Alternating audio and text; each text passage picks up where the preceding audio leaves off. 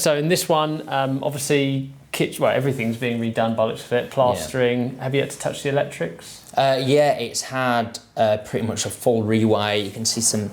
Yeah, it's had a full rewire totally throughout. It had so little sockets in here. Like I think it had 1 or 2 downstairs. I know it's only 1 room, but it just isn't enough. On a kitchen, I always say you want 3 or 4. Yes. People have air fryers, coffee machines, toaster kettle. It soon adds up. So yeah, load more sockets and light. It didn't have any light at all, so we split this. So we got a 4 bulb and then a pendant on this side. Yep. And also separate. So even though it's a small space, just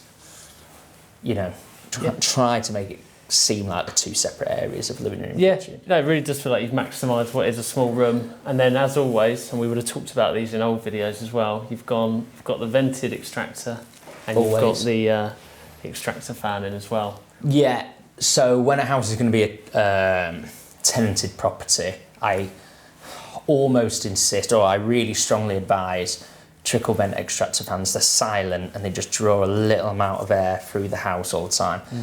Kitchen and bathroom, you want those, or you're gonna have problems with damp.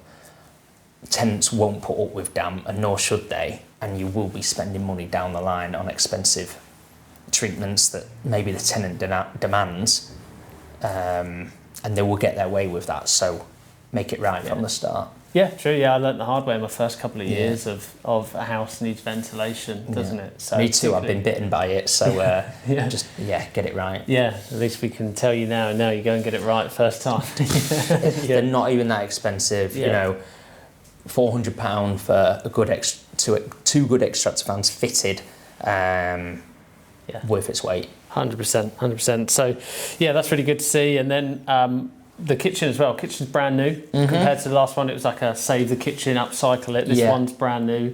And you were saying that quite a lot of your clients go for this one, or this is what you tend to use? This is the favourite at the moment. Definitely like a light grey shaker kitchen, marble effect, laminate worktop, and it comes with electric oven hob and extractor hood. Yes. Different to the extractor fan. And then metro tiles with grey grout. We like grey grout because white grout, one bolognese on the stove, splattered everywhere, and it gets in the grout, you can't get it out. So grey stains it. A darker grout, it looks better. Yeah, 100%. And this is from which supplier? Selco Builders Warehouse. And the cost of it? We buy a lot of these, so we've got a heavily discounted price. We literally run this model a lot. This is like 1,020 with appliances included. Yeah, it's incredibly good value. Yeah, and then you could probably put 300 quid on for the tiles and grout. Yeah. But yeah. Very good. Well, let's take a look upstairs and see what the house has to offer. Let's have a look. It's not going to take long to look on this one. So yeah, one thing I was going to ask you about, as it's an electric house, and typically if you had a gas central heating house, obviously the gas is going to run the hot water and everything.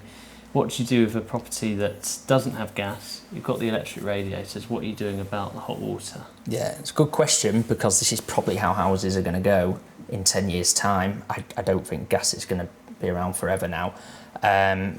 So bathroom's easy. It's just an electric shower. I'll show you in a sec how that works. And then for the water downstairs, kitchen basin, we've basically got a tank of water and an electric heating element in that, which will heat it up just like a kettle. And then when you need your hot water, you've got a insulated tank of water there ready to go with warm water. And it's fairly instant. It's instant, yeah. Yeah, it's amazing. And price-wise, not too expensive? Not cheaper than a boiler. Wow, For this house, this system works. I think it really does work with. I've got a couple of flats that I have in my portfolio that are electric, and got similar sort of systems in those. And because they're small, they're not major size properties. Again, you don't notice any different. I think obviously in bigger properties. Maybe there's an economies of scale with gas. I think a gas boiler. Sure, will do a 4-bed house easy, but that's a really good way to put it. So interesting. So this was the shower room? Yeah, it was a really small, dark shower room. And actually it had glass windows at the top top third of the wall, which we've boarded up and plastered. Yeah, you've done a really nice job with the kind of like the backboards. Yeah, they're nice. These people call them different things: wall panels, shower panel, aquaboard. They look smart and nice and clean. Once this is decorated, it'll look really smart. And just needs sealing around the edges. It's nearly there. Yeah. And obviously got the extractor fan running. Good stuff. Yeah, nice cost-effective bathroom suites. Yeah. And then behind the camera here, we've got the bedroom. Yeah, master bedroom, but also the only bedroom, which is a nice size. Windows, the glass is great, but they're wooden framed windows, so they're going to take a bit of work from our decorator and getting them painted and looking smart. We did a little bit of skirting board just to match the original, so it's a bit higher skirting board than what we normally use actually. Yeah. But yeah, heating again on, obviously working effectively. We're both dripping here. Yeah, very hot. Replastered, and yeah, decorator's going to come in and just fill out the bits the plaster hasn't quite got and just smooth it over. Nice. And the only thing we've got left to do now is decorating doors to go on and flooring.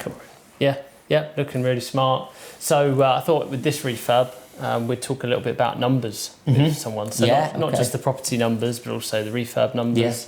Because again, this sort of house particularly, I can see you've been able to save bits of skirting and you've saved doors where needed. So you're always being cost effective. So really we've got like new kitchen. Well, we obviously had the rip out first, new kitchen, heating, obviously new bathroom, plastering throughout, flooring.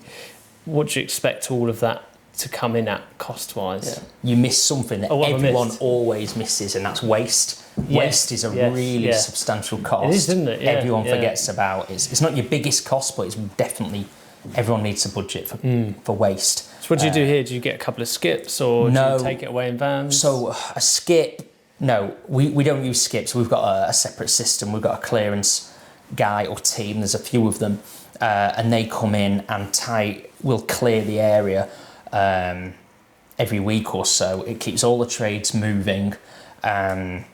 Skips around here and probably everywhere, everyone fills them up. People spot it and they get rid of their stuff. We prefer this system. Keeps the house clearer. Everything's away and off-site. It's not in someone's garden or clogging up a parking space or whatever. So yeah, we use a clearance team throughout. But yeah, that's one cost to consider. But all in, this project is costing 17,625. As you said, it's new everything.